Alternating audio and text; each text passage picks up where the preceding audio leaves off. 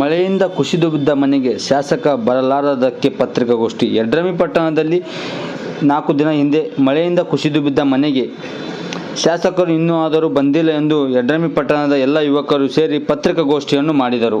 ಯಡ್ರಾಮಿ ಪಟ್ಟಣದಲ್ಲಿ ಅತಿವೃಷ್ಟಿ ಮಳೆಯಿಂದ ಸಂಭವಿಸಿರುವಂತಹ ಘಟನೆ ಇವತ್ತು ಪತ್ರಿಕಾ ಮಾಧ್ಯಮ ಗೋಷ್ಠಿಯನ್ನು ನಾವು ಕರೆದಿದ್ದೇವೆ.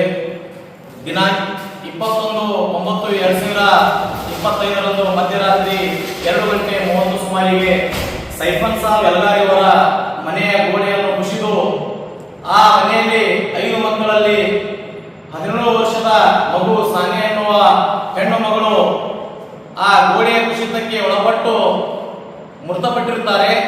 ಉಳಿದ 4 ಜನರು ಗಂಭೀರ ಗಾಯಗಳಾಗಿ ಆಸ್ಪತ್ರೆಯಲ್ಲಿ ಚಿಕಿತ್ಸೆ ಪಡೆಯುತ್ತಿದ್ದಾರೆ. ಇವತ್ತಿಗೆ ಈ ಘಟನೆ ನಡೆದು 4 ದಿನಗಳಾದರೂ ನಮ್ಮ ಕ್ಷೇತ್ರದ ಶಾಸಕರಾದ ಡಾಕ್ಟರ್ ಅಜಯ್ ಸಿಂಗ್ ಅವರು ಆ ಒಂದು ಮೃತ ಕುಟುಂಬಕ್ಕೆ ಸ್ವಾಂತನ ಹೇಳೋದ್ರ ಮುಖಾಂತರ ಮತ್ತು ತಮ್ಮ ವೈಯಕ್ತಿಕ ಸಹಾಯಧನ ನೀಡೋದಾಗಲಿ ಯಾವುದೇ ತರಹದ ಮಾಡಿರುವುದಿಲ್ಲ. ಇವತ್ತು ಈ ಪತ್ರಿಕಾ ಮಾಧ್ಯಮದವರಿಗೆ ನಾವು ಹೇಳೋದಿಷ್ಟೇ, ಇವತ್ತು ನಮ್ಮ ಕ್ಷೇತ್ರದ ಶಾಸಕರು ಯಾವುದೇ ಒಂದು ಹಿಂದುಳಿದ ವರ್ಗಕ್ಕೆ ಅನ್ಯಾಯ ಆದಲ್ಲಿ ಅವರು ನ್ಯಾಯವನ್ನು ಕೊಡಿಸುವುದರಲ್ಲಿ ಭಾಗಿಯಾಗ್ತಾ ಇಲ್ಲ. ಇವತ್ತು ಕ್ಷೇತ್ರದ ಶಾಸಕರನ್ನು ನಮಗೆ ನಾಚಿಕೆ ಆಗ್ತಾ ಇದೆ ಬಂಧುಗಳೇ. ಯಾಕಂದ್ರೆ ಇವತ್ತು ಅಲ್ಪಸಂಖ್ಯಾತರ ಪರವಾಗಿ ನಮ್ಮ ಪಕ್ಷ ಇದೆ, ನಾವು ಅವರ ಪರವಾಗಿದ್ದೀವಿ ಎಂಬುದು ವೇದಿಕೆ ಮೇಲೆ ಭಾಷಣವನ್ನು ಬಿಗಿಯುವಂತ ಶಾಸಕರಿಗೆ ನಾನು ಎಚ್ಚರಿಕೆಯನ್ನು ಕೊಡ್ತಾ ಇದ್ದೇನೆ. ಶಾಸಕರೇ, ನಮ್ಮ ಒಂದು ಮುಸ್ಲಿಂ ಸಮಾಜದ ಹೆಣ್ಣು ಮಗಳಿಗೆ ಅನ್ಯಾಯ ಆಗಿ ಈ ದುರ್ಘಟನೆಯಾಗಿ ಇವತ್ತಿಗೆ 4 ದಿನ ಕಳೆದರೂ ತಾವು ನಮ್ಮ ಯಡ್ರಾಮಿ ಪಟ್ಟಣಕ್ಕೆ ಭೇಟಿ ನೀಡಿ ಆ ಮೃತ ಕುಟುಂಬಕ್ಕೆ ಸಾಂತ್ವನ ಹೇಳಲಿಲ್ಲ.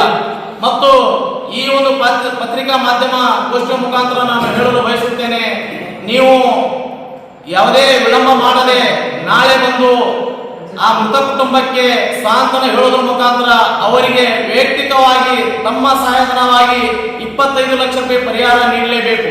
ಮತ್ತು ಆ ಒಂದು ಕುಟುಂಬದ ಒಂದು ಬೆನ್ನೆಲುಬಾಗಿ ನಿಂತ ಒಂದು ಮಗಳು ಅದೇ ಒಂದು ಮಗಳಿನ ಆಧಾರದ ಮೇಲೆ ಬದುಕುತ್ತಿದ್ದ ಅದೇ ಮಗಳು ಇವತ್ತು ಮರಣ ಹೊಂದಿರುವುದರಿಂದ ಆ ಕುಟುಂಬ ಬಹಳ ಚಿಂತಾಜನಕದಲ್ಲಿದೆ.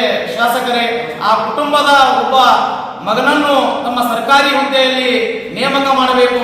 ಇವತ್ತು ತಾಲೂಕು ಪಂಚಾಯತಿ ಆಗಿರ್ಬೋದು, ಪುರಸಭೆ ಪಂಚಾಯತಿ, ಪಟ್ಟಣ ಪಂಚಾಯತಿ ಆಗಿರ್ಬೋದು, ಅಥವಾ ತಹಶೀಲ್ದಾರ್ ಕಾರ್ಯಾಲಯ ಆಗಿರ್ಬೋದು, ಯಾವುದೇ ಒಂದು ಸರ್ಕಾರಿ ಹುದ್ದೆಯಲ್ಲಿ ಆ ಮಗುವನ್ನು ನೇಮಕ ಮಾಡಿಕೊಳ್ಳಬೇಕು. ಶಾಸಕರೇ, ತಾವು ಮುತರ್ಜಿ ವಹಿಸಿ ನೀವು ಏನಾದರೂ ಹಿಂದುಳಿದ ಪರವಾಗಿ ಇದ್ದಿದ್ದೇ ಆದಲ್ಲಿ ನಮ್ಮ ಬೇಡಿಕೆಯನ್ನು ಈಡೇರಿಸಬೇಕು. ಒಂದು ವೇಳೆ ನಮ್ಮ ಬೇಡಿಕೆಯನ್ನು ಈಡೇರಿಸದಿದ್ದರೆ ತಮ್ಮ ವಿರುದ್ಧ ಮುಂದಿನ ದಿನಗಳಲ್ಲಿ ಉಗ್ರವಾದ ಹೋರಾಟ ಮಾಡುವುದು ಅನಿವಾರ್ಯವಾಗುತ್ತದೆ. ಶಾಸಕರೇ, ತಾವು ಹಿಂದುಳಿದ ಪರವಾಗಿ ಇದ್ದೀರೆಂಬುದು ತೋರಿಸಲು ಇದೇ ಒಂದು ಕಾರಣ. ಯಾಕಂದ್ರೆ ಇವತ್ತಿಗೆ 4 ದಿನಗಳಾದರೂ ತಾವು ನಮ್ಮ ಗ್ರಾಮಕ್ಕೆ ಭೇಟಿ ನೀಡಿ ಆ ಕುಟುಂಬಕ್ಕೆ ಸ್ವಾಂತವನ್ನು ಹೇಳುವ ಒಂದು ಕೆಲಸವನ್ನು ತಾವು ಮಾಡಿರುವುದಿಲ್ಲ. ಆದ ಕಾರಣ ಖಂಡಿಸ್ತಾ ಇದ್ದೇನೆ. ನಾವು ಪತ್ರಿಕಾ ಮಾಧ್ಯಮ ಗೋಷ್ಠಿಯಾಗಿ ನಮ್ಮ ಊರಿನ ಎಲ್ಲ ಸಾರ್ವಜನಿಕ ಮುಖಂಡರು ಈ ಪತ್ರಿಕಾ ಮಾಧ್ಯಮದಲ್ಲಿ ಭಾಗಿಯಾಗಿದ್ದಾರೆ.